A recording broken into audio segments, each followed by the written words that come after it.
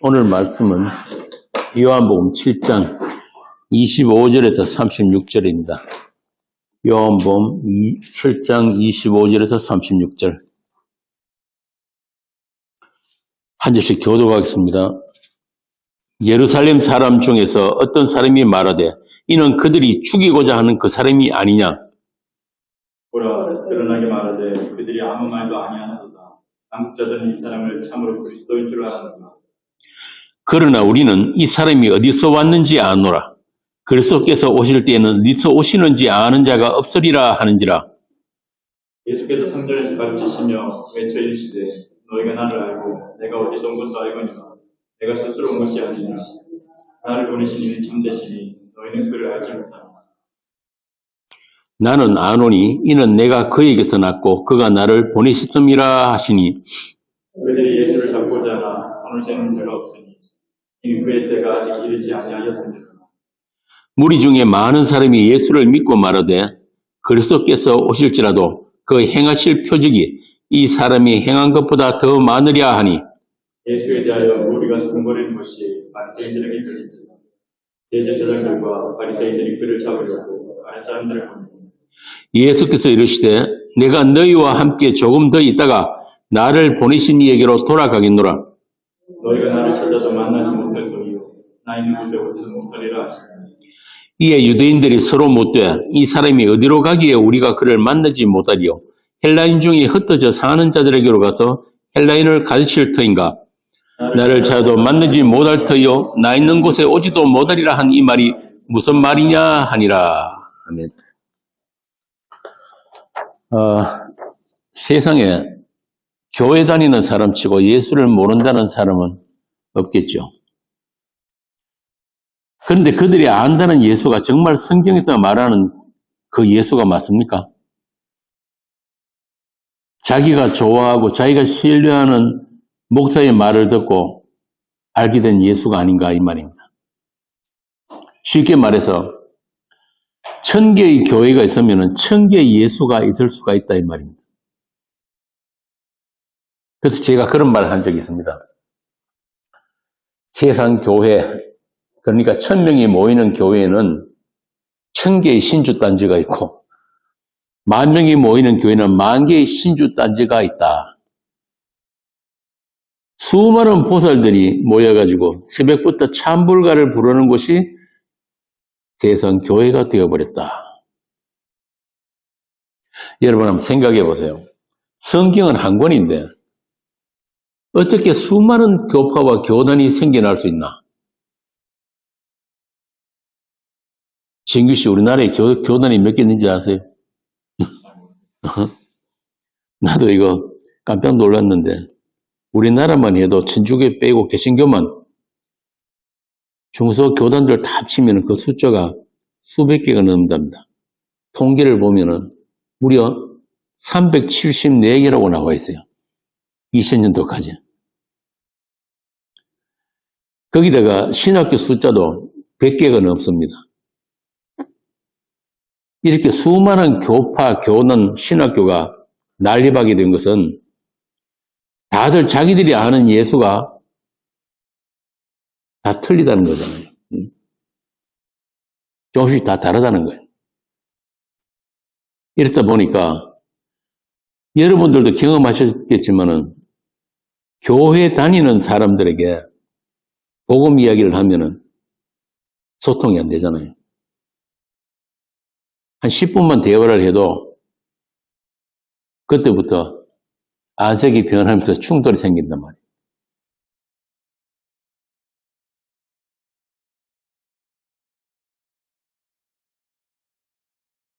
그런 이야기 많이 들었을 거예요. 너만 복음 아냐? 너만 예수 믿냐?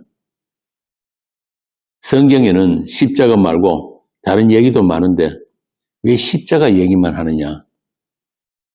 사람이 왜 그렇게 부정적이냐? 한마디로 각자가 이미 알고 있는 복음이 있다. 알고 있는 예수가 있다. 그런데 그 예수가 부정당하면은 그때부터는 복음 이야기 못 꺼내는 거예요.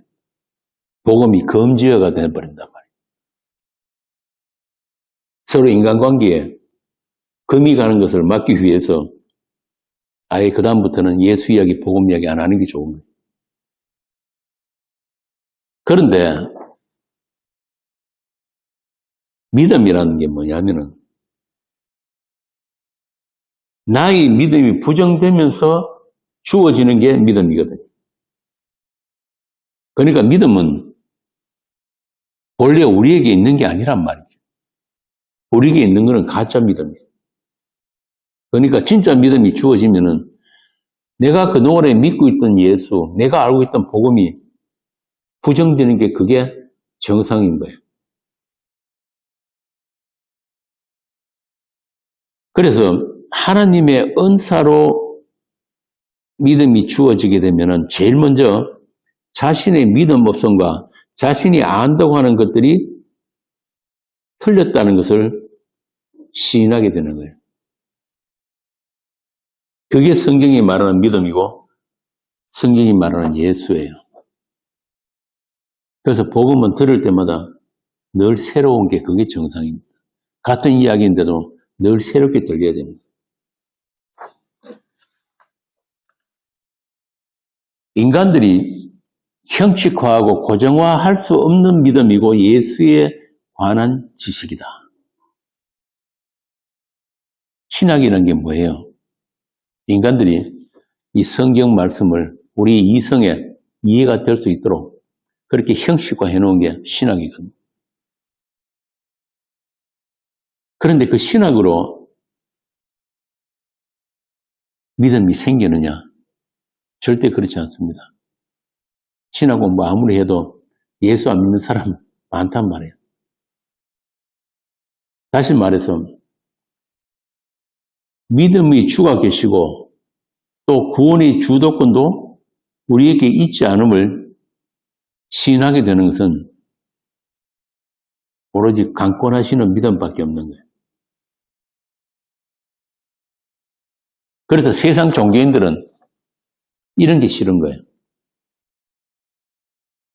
예수를 알고 믿는 일에 인간에게 약간의 가능성이라도 있어야 하는데, 예를 들자면 교회에 안 빠지고 열심히 나가고 세례받고 또 직분받고 그러면은 성도로서 인정을 받고 또 더 나가서 상급까지 보장된다고 해주면은 온갖 열심을 내서 예수를 믿어보겠는데, 그런 건 믿음이 아니고 구원의 확신도 아니다 이래버리니까 그렇게 복음을 전한 사람, 진짜 예수를 전한 사람이 원수가 되어버린단 말이에요. 저 인간하고 알면은 해롭겠구나. 그런데 자신을 신자로 인정해주고 또 각종 프로그램으로 동기부여까지 해주는 그런 세상 교회가 자신의 구원을 책임져 줄 수 없다는 것을 사람들은 인정하기가 싫은 거예요. 쉽게 말해서 교회가 구원을 줄 수 없다는 사실을 애써 외면하고 싶다는 말이에요. 왜? 믿음이 없으니까. 믿음이 없으니까 보이지 않는 예수를 믿기보다는 보이는 교회, 보이는 목사를 믿는 게 쉬우니까. 그래서 가톨릭은 지금도 자기들 교회에 소속됨으로 구원이 주어진다고 그렇게 가르칩니다. 이게 가톨릭 교리예요. 예수를 믿어서 구원이 아니에요, 가톨릭은. 지금도 가톨릭이라는 그 교회에 소속된 자들에게만 구원이 주어지는 거예요. 참 인본적이고 인간적이고 사단적인 그런 신학이란 말이에요. 보이지 않는 예수를 못 믿겠으니까 십자가가 그 십자의 영광이 한 번도 자기가 거의 참여된 적이 없으니까 보이는 교회와 보이는 사제들, 종교적 지도자들로 대체해버린 거예요. 그런데 이런 사단의 회당에서 분리되었다는 개신교가, 개혁했다는 개신교가 이제 다시 다 가톨릭으로 다 돌아가 버렸어요. 아니, 어떤 면에서는 가톨릭보다 더합니다. 그래서 그 가톨릭이 놀린단 말이에요. 아니, 개혁을 했다는 놈들이 아직도 11조 강요하고 있냐? 교회 안에 계급이나 만들고.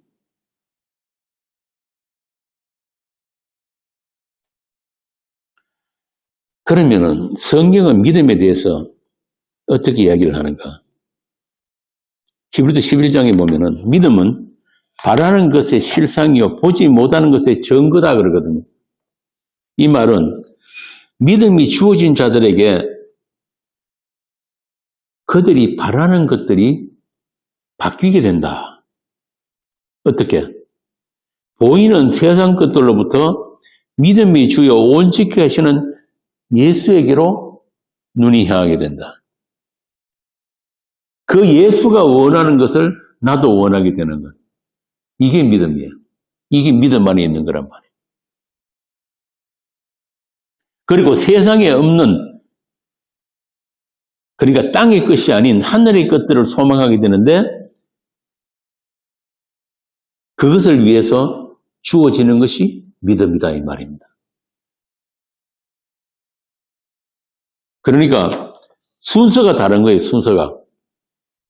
내가 열심히 교회 다니고 교회에서 가르쳐주는 대로 지식을 쌓아가지고 예수를 알게 되는 것이 아니라 이미 구원받은 자이기 때문에 믿음이 선물로 또 증거로 주어져서 예수 그리스도의 주되심을 알게 되었다. 달리 말하자면 주체가 바뀐 거예요. 주체가.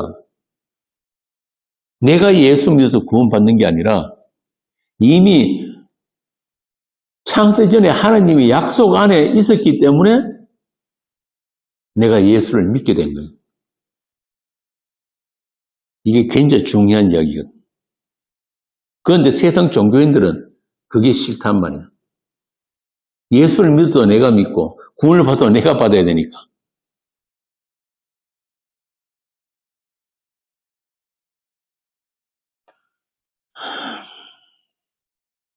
그래서 성경은 시작도 예수, 끝도 예수라고 합니다. 로마서 11장 36절 진기시 한번 읽어보세요. 모든 것이 시작도 예수였고 모든 것의 끝도 예수로 끝이 나야 되는 거예요. 그게 내가 끼어들 자리가 없단 말이에요. 이는 만물이 주에게서 나오고 주로 말미암고 주에게로 돌아갑니다. 그에게 영광이 세세 있을지어다. 아멘. 이게 성도의 고백이에요. 계시록 22장 13절 한번 봅시다. 성경 제일 끝장. 22장 13절. 나는 알파와 오메가요 처음과 마지막이요 시작과 마침이라.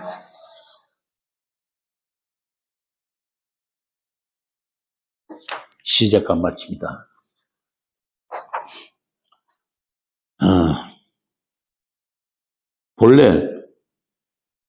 본래 있음은 하나님만 있음이에요. 존재는 하나님만 존재. 영원 전에는 우리는 없었단 말이에요.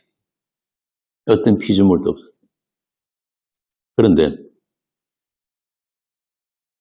그렇기 때문에 이 유한한 피조물은 말 자체가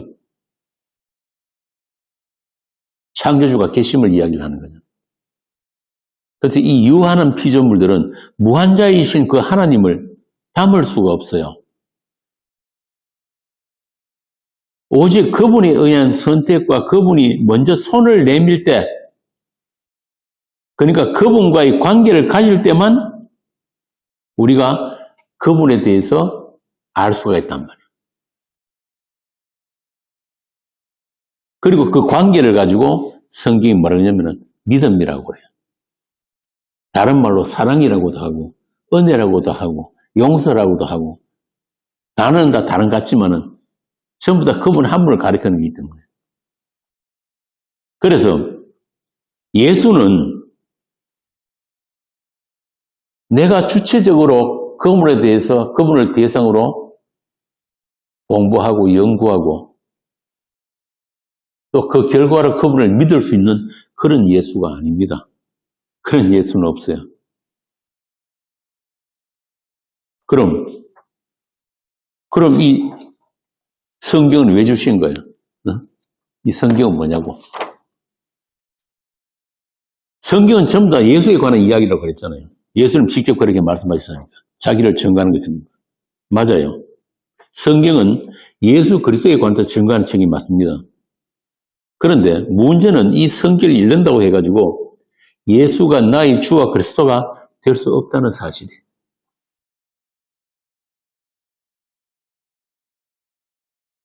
이거 참 세상 교회 그렇게 열심히 성경 공부하고 온갖 프로그램 다 만들어 하는데 이런 이야기 해버리면은 황당하겠죠.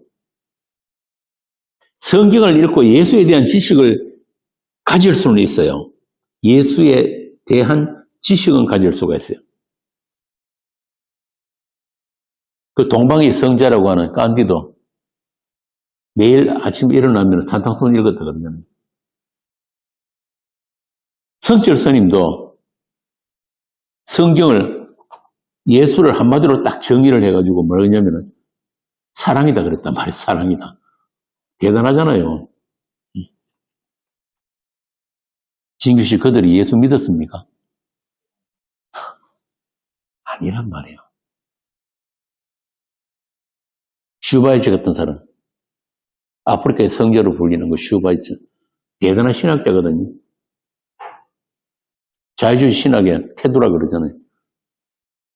끝까지 그 사람은 예수를 하나님으로 인정 안 했어요. 논문을 수백 편을 쓸 수 있지만은 성경 달달 외울 수 있지만은 그 하나님, 이 땅을 다녀가신 그 하나님과의 관계는 우리 편에서 못 만드는 거예요. 그래서 복음입니다.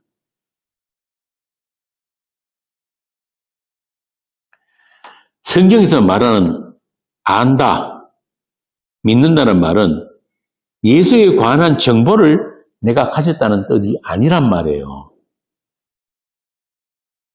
오늘날 현대인들이 교회 다니는 많은 교인들이 크게 착각하는 부분이 바로 이 부분이에요. 큰 교회일수록 성경 공부 프로그램이 좀 많습니까? 심지어는 요즘 평신도 신학하는 것도 만들었다 그러는데 그거 아니란 말입니다. 성경은 그런 정보를 얻기 위해서 읽는 책이 아니에요. 그럼 뭐냐? 하나님의 약속이 작동하고 있는 하나님이 사람들에게 들려지는 하나님의 말씀이에요. 그러니까 우리 육신에 있는 이 귀, 이 눈으로는 절대 알 수 없는 하나님. 이사야도 그랬잖아요. 이스라엘의 하나님은 뭐라고? 숨어 계시는 하나님.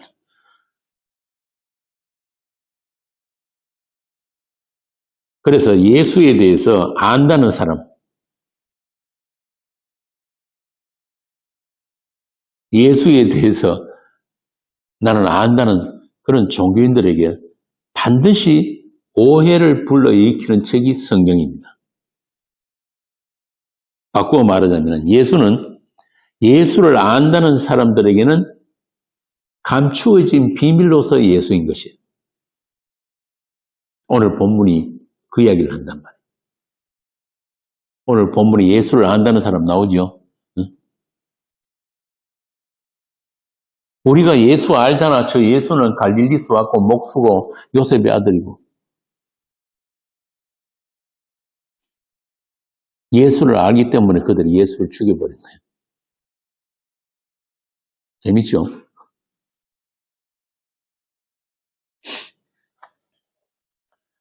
이렇게 예수가 복음이 누구에게는 자유와 평안이 되고 누구에게는 분노와 적개심을 불러일으키는 이유란 말입니다.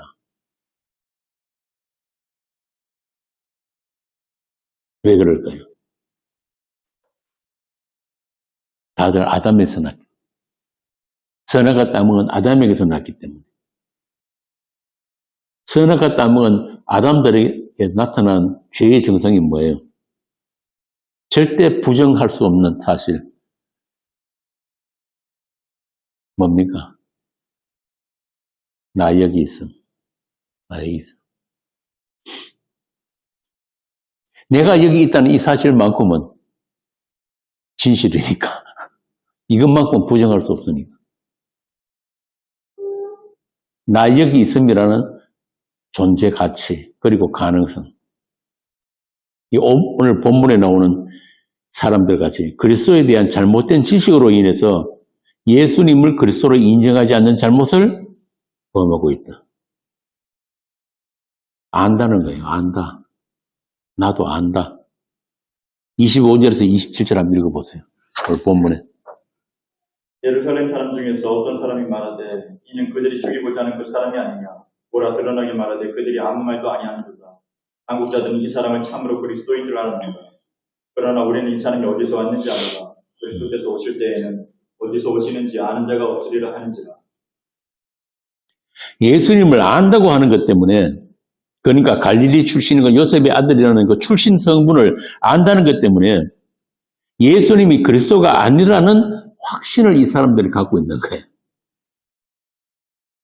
그래서 이 자는 그리스도가 아닌데 왜 이 사람이 이렇게 성경에서 떠드는 것을 가만히 놔두느냐 이 말이에요. 이에 대해서 예수님은 뭐라고 하십니까? 28절에서 이렇게 말씀하시죠. 28절. 예수께서 성경에서 가르치시며 외쳐 이르시되 너희가 나를 알고 내가 어디서 온 것도 알거니와 내가 스스로 온 것이 아니니라. 나를 보내신 이는 참되시니 너희는 그를 알지 못하나 나는 아노니 이는 내가 그에게 떠났고 그가 나를 보내셨습니다. 니들이 내가 어디서 왔다는 것을 안다고 하는데 그건 니들 생각이고 너희들이 나를 보내신 분을 모르니까 나도 모르는 거야. 나를 보내신 분을 알았다면, 다시 말해서 이스라엘의 하느님을 알았다면 너희들이 나를 알아야 하는데 나를 모른다는 것은 그분을 모른다 이 말입니다. 참이신 진리이신 그분을 모르면은 그분이 하나님이신 것을 모르서 내가 하는 말도 당연히 몰라야 한다.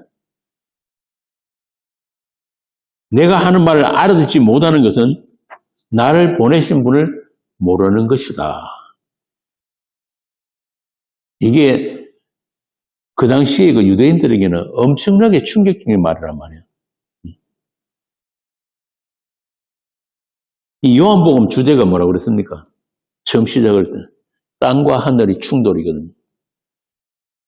이렇게 땅과 하늘 사이에는 넘나들 수 없는 벽이 있고 또 그 하늘에서 오신 분이 말씀은 세상 누구도 들을 귀가 없더라. 이렇게 생명이 있는 분과 죽은 세상은 충돌과 갈등과 균열만 일으키게 된다. 자, 이 유대인들에게 있어서 예수님의 이런 말씀은 엄청난 분노를 일으키게 되는 거예요.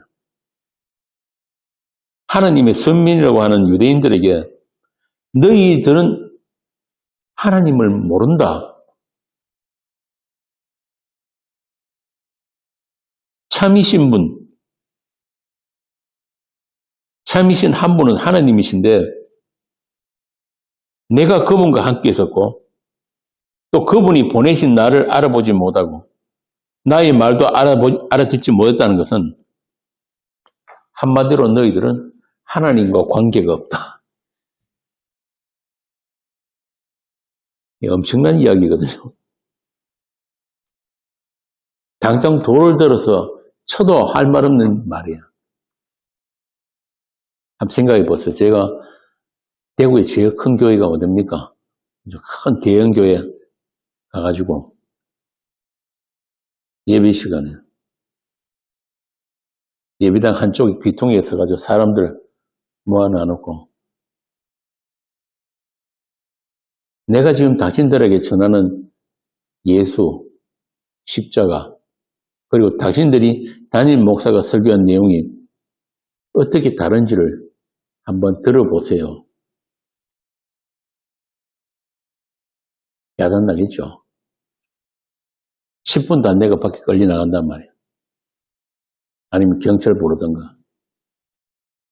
업무방해죄로 잡혀갑니다. 업무방해죄라는 그 죄명이 있거든요. 오늘 본문에 보면 유대인들이 분노가 그런 거예요.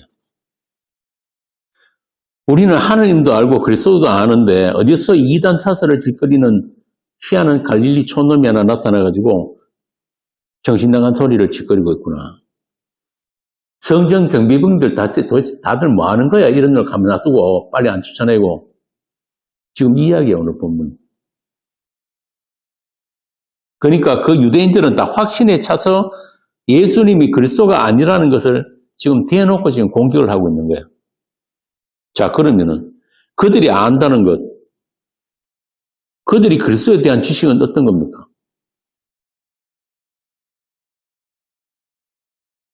그들이 기다리는 메시아는 어떤 메시아였습니까? 쉽게 말해서 그들이 그렇게 고대하던 그 메시아는 자기 나라 이스라엘을 로마로부터 해방시켜주는 그런 강력한 힘을 가진 다윗의 자손 메시아였단 말이에요. 다윗 왕국의 영광을 다시 재현할 수 있는 그런 메시아를 기다렸는데 지금 그들 앞에 나타난 예수는 출신에서부터 아예 저 이방 갈릴리 출신이란 말이에요. 갈릴리 목소 출신에다가 또 한다는 이야기가 하나같이 자신들을 부정하는 이야기만 하니까 또 거기다가 또 자신을 하나님과 동급으로 이야기를 해버리니까 우리 아버지가 하나님이다 그러니까 한마디로 미친놈. 도저히 더 이상 못 들어주겠다 이 이야기는. 저 인간은 하나님을 못 오가고 우리 이스라엘을 부정하는 참남한 자다. 저런 자를 처단하는 것이 하나님의 뜻이고 하나님의 선민으로서 마땅히 해야 할 일이다. 이들이 오늘 본문에 나오는 유대인들이 당시에 그들로서는 조금도 이상할 게 없는 반응이란 말이에요. 거기다가 성경에 기록된 메시아는 어디서 나와야 됩니까?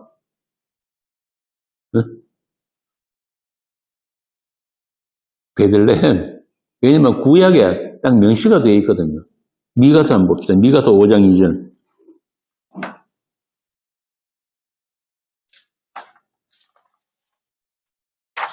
미가 5장 2절 한번 읽어보세요. 베들레헴 에브라다야, 너는 유다 족속 중에 작을지라도 이스라엘을 다스릴 자가 내게서 내게로 나올 것이라. 그의 근본은 상고에 영원에 있느니라. 분명하죠? 유대인들이 알고 있었단 말이에요. 그런데 저 예수는 베들레헴에서 온 자가 아니잖아요. 자, 그러면은 그들은 구약에서 이미 선지자들을 통해서 계시된 메시아에 대해서 알았다는 이야기인데 과연 그럴까요? 이사야 53장에 보면은 오실 메시아에 대해서 이사야가 아주 선명하게 이야기를 해놓고 있거든요. 53장 1절에서 6절 한번 읽어보세요. 1절에서 6절. 우리가 전한 것을 누가 믿었느냐? 여호와의 팔이 누구에게 나타났느냐?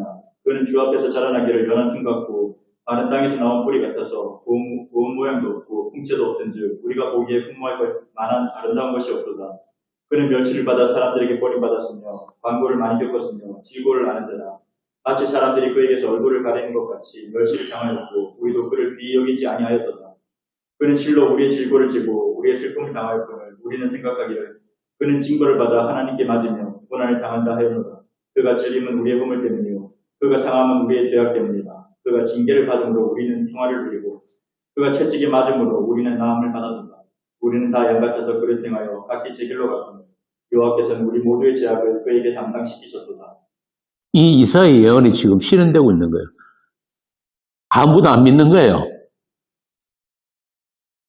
그러니까 천군 천사를 거느리고 막강한 그런 능력자로 오시는 메시아가 아니라 질고를 당하고 인간에게 매를 맞는 메시아. 아무도 믿어주지 않는 메시아. 다만 하나님과의 약속으로 인해서 언약의 피를 흘리시는 메시아를 이사야는 선포를 했죠. 뭐 이사야뿐만 아니고 다른 선지자들도 오실 메시아에 대해서 거듭거듭 이야기를 했는데도 불구하고 이스라엘은 듣지 않았던 거예요.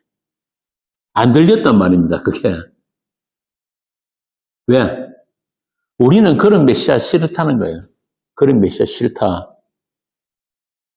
그래서 그런 이야기를 하는 선지자들을 때리고 죽이고 쫓아내버렸단 말이에요. 자, 그렇다면 이스라엘이 원하고 바랐던 메시아는 어떤 메시아입니까? 쉽게 말해서 마귀가 만들어준 메시아. 마귀가 심어놓은 메시아예요. 오늘날 세상 교회가 믿고 있는 그 예수, 그 하나님이란 말이에요. 성경을 알고 하나님을 섬긴다고 하면서도 그들은 성경도 하나님도 몰랐다. 참 신기하지 않습니까? 아니, 한두 사람이 몰랐다면 이해가 가는데 하나님의 백성이라는 이스라엘 전체가 다 몰랐다니까요. 모르는 정도가 아니죠. 아예 하나님의 원수가 된 이스라엘. 오죽하면은 하나님께서 그 약속의 땅을 안식하게 하기 위해서 이스라엘을 이방 나라로 쫓아내버렸단 말이에요. 70년 동안. 너희들은 이 하나님의 땅을 더럽히는 존재다. 니들이 그동안 더럽힌 그 땅을 70년 동안 내가 정화하겠다. 누가복음 3장 8절 한번 봅시다. 하나님께서 이스라엘을, 예수님께서 이스라엘을 어떻게 보고 계신지 누가복음 3장 8절에서 9절.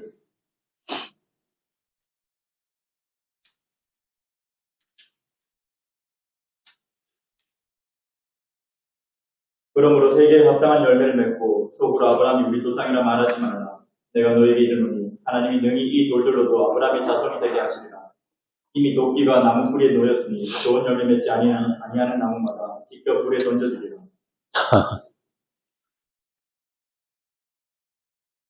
니들이 아브라함의 자손이라고? 내가 길가에 돌들로도 만들 수도. 회개 안 하면은 너희들은 전부 다 심판받아 마땅하다. 그런데 회개를 하고 싶다고 회개가 됩니까? 아무리 이야기를 해도 못 알아듣는데, 그때 회개란 건 뭐냐면은 내가 스스로 주체적으로 내 탓이요, 내 탓이요. 성당에서 하는 식으로 그게 회개가 아니고 하나님에 의해서 찾아져서 내가 가던 그 길로, 제가 길로 가던 양들이 방향을 바꾸는 게 그게 회개거든요.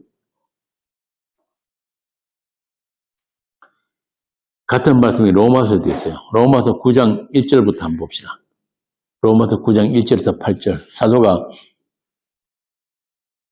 그 이스라엘에 대해서 어떻게 이야기하는지 한번 봅시다. 내가 그리스도 안에서 참말을 하고 거짓말을 아니하노라. 나에게 큰 근심이 있는 것과 마음에 그치지 않는 고통이 있는 것을 내 양심이 성령 안에서 나와 더불어 증언하노니 나의 형제 곧 모르게 친척을 위하여 내 자신이 저주를 받아 그리스도에게서 끊어질지라도 원하는 바라.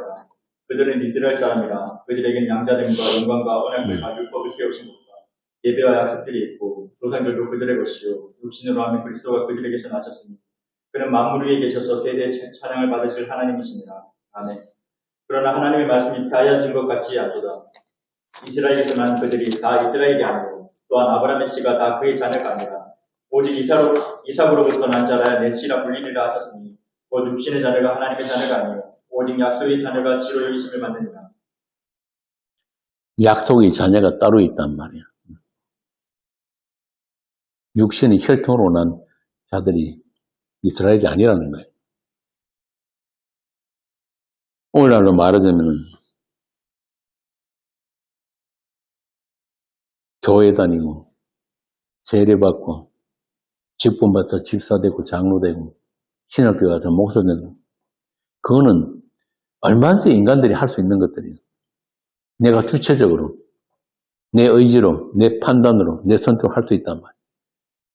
그런데 그것 말고 약속의 시, 하나님의 약속이 지금 작동하고 있는 사람들, 그 하나님의 사람들은 내가 원한다고 될 수 없다는 거예요. 그래서 오늘날도 마찬가지예요. 하나님의 이름이 하나님을 안다고 하는 종교인들에 의해서 더럽혀지고 있다.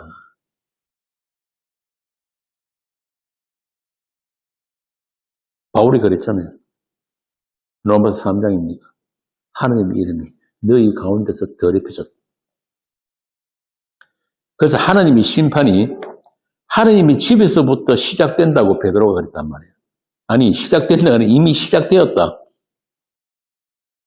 너희들이 원하는 그 우상을 섬기도록 내어버려 두심이 바로 그 심판이다 이 말이에요. 성경을 알고 성경을 가르친다는 소위 정통이라고 하는 교회에서 하나님의 말씀이 더럽혀지고 혼잡하게 되고 진리의 말씀 대신에 사람의 지식을 가르치는 게 오늘날의 기독교가 되어버립니다.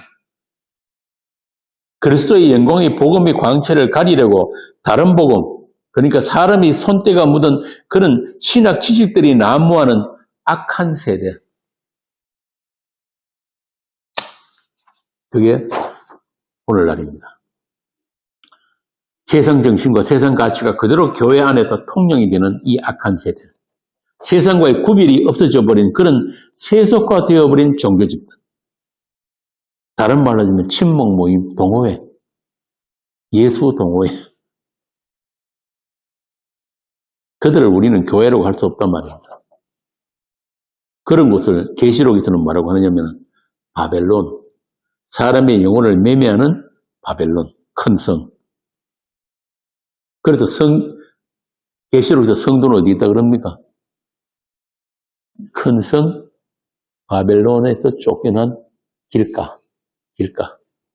큰 성 길가에 있어서 그 성을 향해서 외치는 그 자리. 뭐라고 외칩니까? 아주 간단해요. 불이야! 왜? 그들 눈에는 불타고 있는 성이 보이기 때문에. 불나면 딴소리 할 거 없잖아요.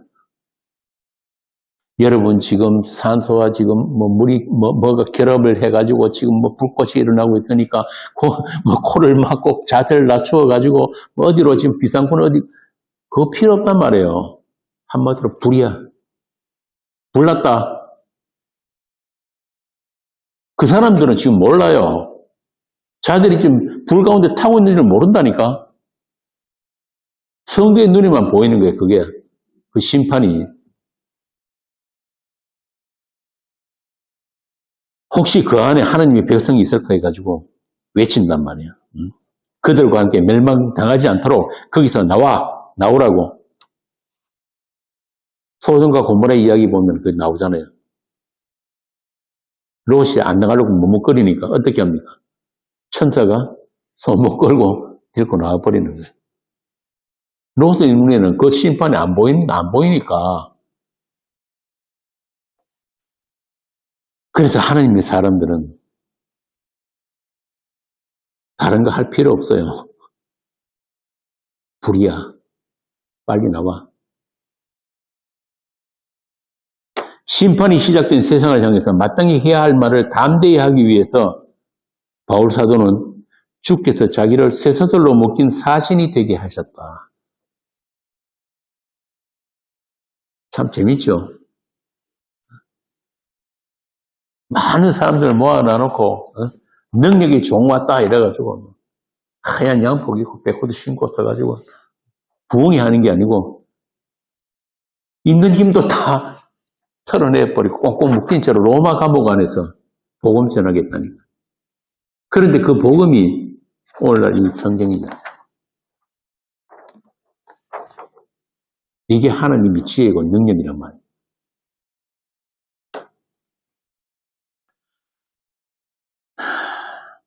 이렇게 세상과 다른 현실을 볼 수 있는 사람들을 하느님의 사람이라고 합니다.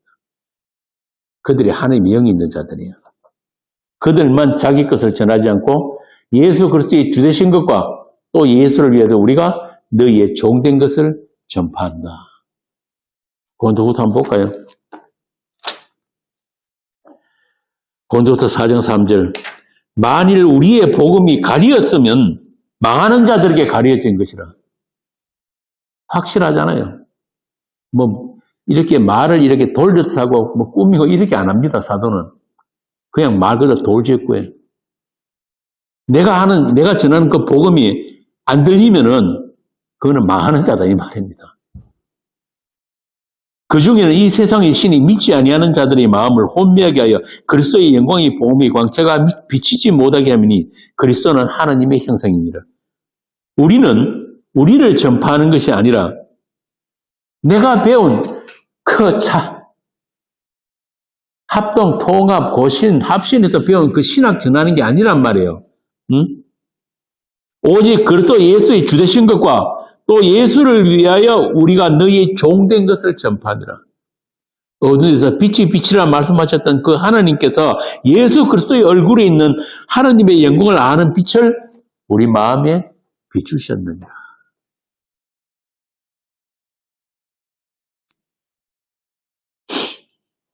나의 노력에 따라서 내가 챙겨 가질 결과물이 아니기 때문에 세상과 사람의 눈치를 보지 않고 그들을 두려워하지 않고 어둠의 세상을 향해서 복음의 빛을 비추는 일에 게으르지 말아야 한다.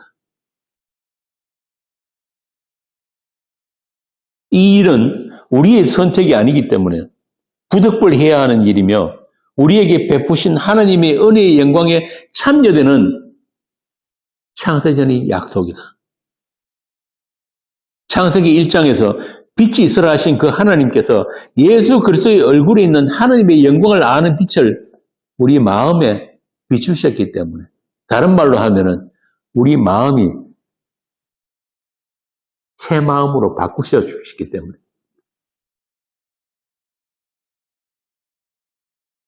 우리가 세상을 살아가는 날 동안 우리는 그 빛을 감출 수가 없다. 예수님이 그랬잖아요. 산상수훈에서. 빛을 말 아래 두는 자가 없다. 볼까요? 마태복음 5장.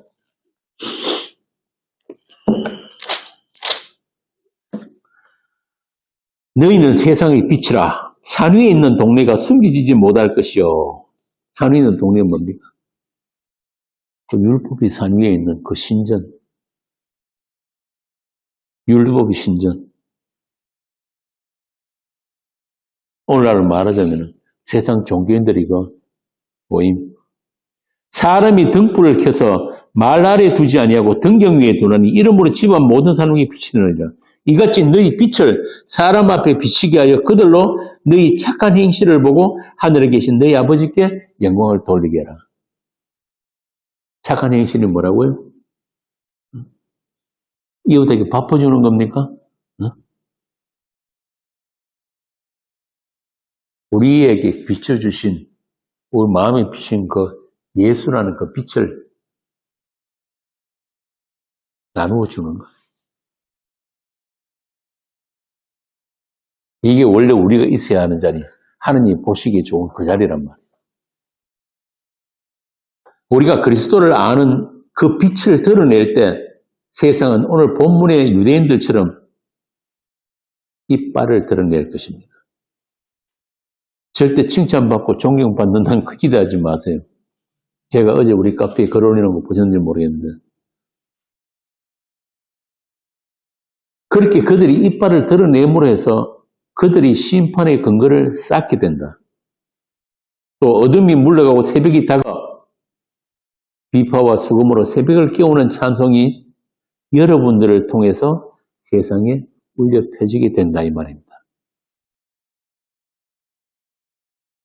지금도 어딘가에서는 그 새벽을 깨우는 그 찬송이 그 비파와 수금 소리가 울리고 있단 말이에요. 아직도 해가 제자리에 있는 거 보면은 호세아 4장에 보면은 이런 말씀이 나옵니다. 내 백성이 지식이 없음으로 망하는도다. 네가 지식을 버렸으니 나도 너를 버려 내 제사장이 되지 못하게 할 것이요. 네가 하나님의 법을 잊었으니 나도 네 자녀를 잊어버리리. 왜 이스라엘이 그 하나님을 아는 지식을 버렸다고 합니까? 왜 율법을 지킨다는 그들이 하나님의 법을 잊어버렸는지 오늘 우리도 우리 자신을 돌아봐야 되는 거예요. 과연 우리는 하나님을 바로 알고 있는가? 정말 예수를 아는가? 오늘 제목이 예수를 정말 아십니까? 하나님이 선민이라고 하는 이스라엘의 그 오해를, 이스라엘의 실패를 보고 만다는 우리도 반복하고 있는 게 아닌지 우리가 모일 때마다 성경 말씀을 통해서 비추어 보고 또 우리의 믿음 목숨을 모일 때마다 애통해야 되는 거예요. 애통.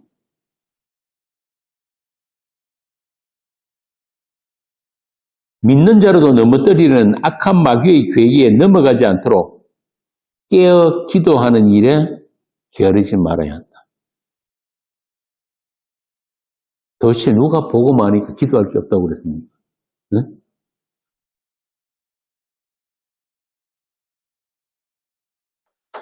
보고만 한다는 그것으로 자신부터 쳐서 복종시키는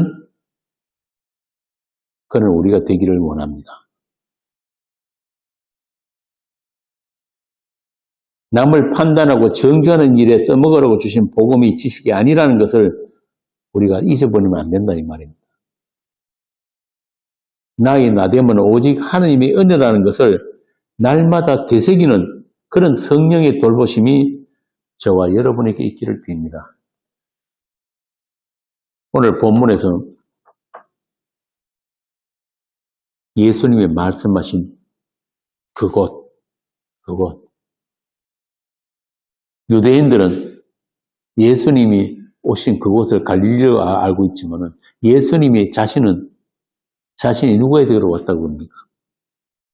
하나님이 계신 그곳, 우리 아버지 계신 그곳, 예수님을 보내신 하나님 계신 그곳을 그들 유대인들은 몰랐지만 우리는 알잖아요. 그곳이 어딘지. 예수님이 보내주신 그 성령으로 우리는 예수님이 예배하신 우리가 거처할 그곳을 알고 또 바라보면서 소망하는 그런 날들을 우리가 지금 살고 있단 말입니다. 세상은 알지 못하나 우리는 아는 그곳이며 또 그 하나님입니다. 요한복음 14장 1절에서 7절까지 우리가 함께 읽고 오늘 강론을 마치겠습니다. 요한복음 14장입니다.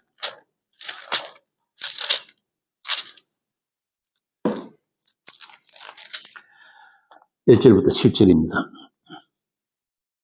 잠깐만요.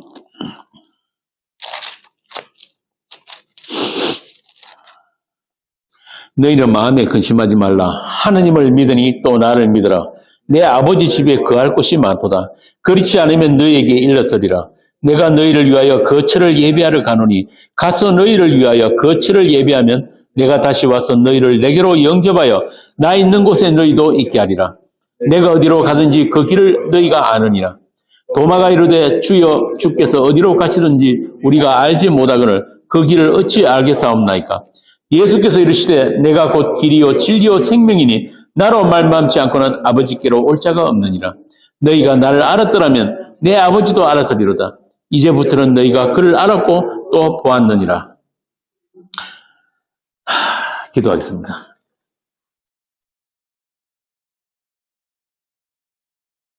길이요 진리요 생명이신 주님께서 오직 약속으로 저희들을 찾아주심이 우리의 회개인 것을 알았습니다.